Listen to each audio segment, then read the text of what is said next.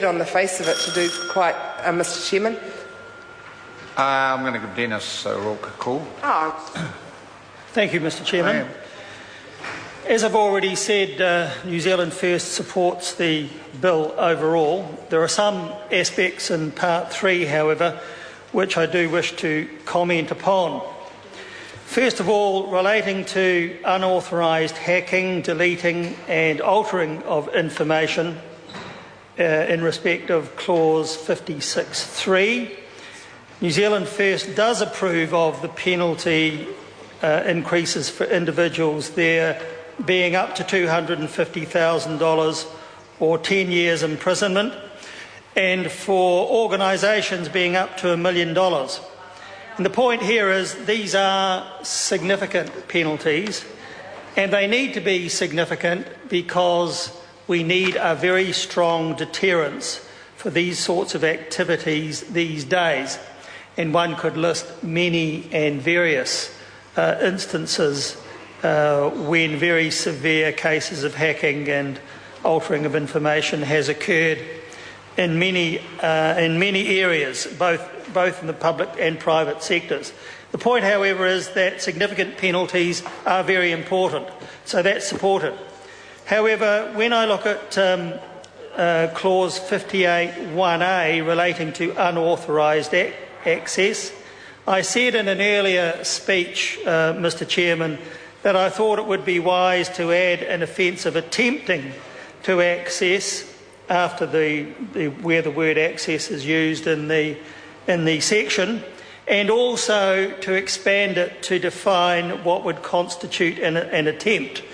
Because I find it a little bit difficult to know whether access needs to be a successful access or a complete accessing of information, or whether some sort of an attempt to do so would itself be a sufficient offence for the purposes of the Act. So I would have liked to have seen some amendment of that particular section to cover that kind of issue. And of course it's not too late to do that. Perhaps the government could have a look at it.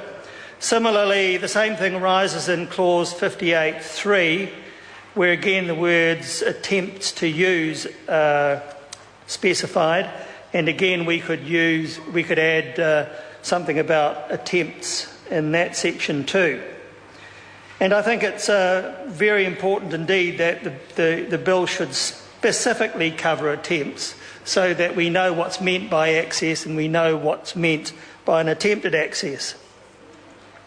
Moving on, when I look at penalties, I think the government should also reconsider Clause 58.4 concerning accessing of information and using information, because I think that we need higher penalties than are specified there. I think they should go up in respect of an individual from 2 years imprisonment or a $50,000 fine maximum, to up to 5 years imprisonment or a $200,000 fine.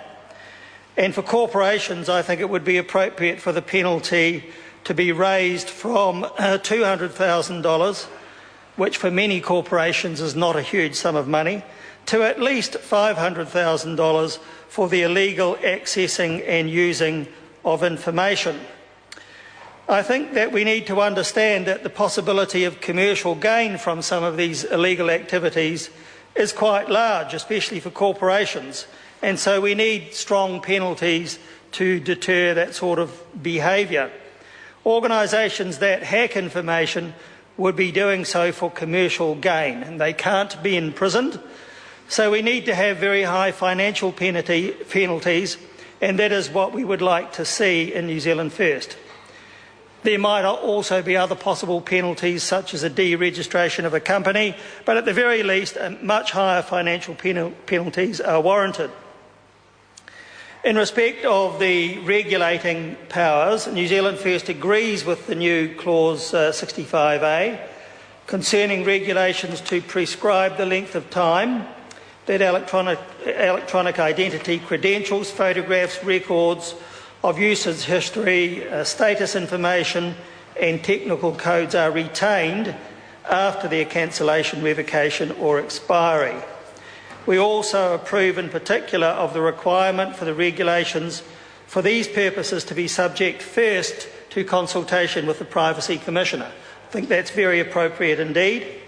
And New Zealand First, Mr Chairman, Dennis O'Rourke. also New Zealand First also approves allowing a different duration to be set in regulations for electronic identity credentials issued to children under 14 years of age, because of course children's appearances change dramatically as they age, and generally they hold fewer identity documents, which can limit the effectiveness of biometric checks on them.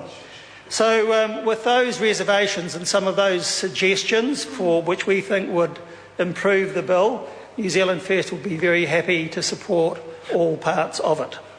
Mr Chair. Honourable Amy Adams. Mr Chair, I'm just going to take a brief call on part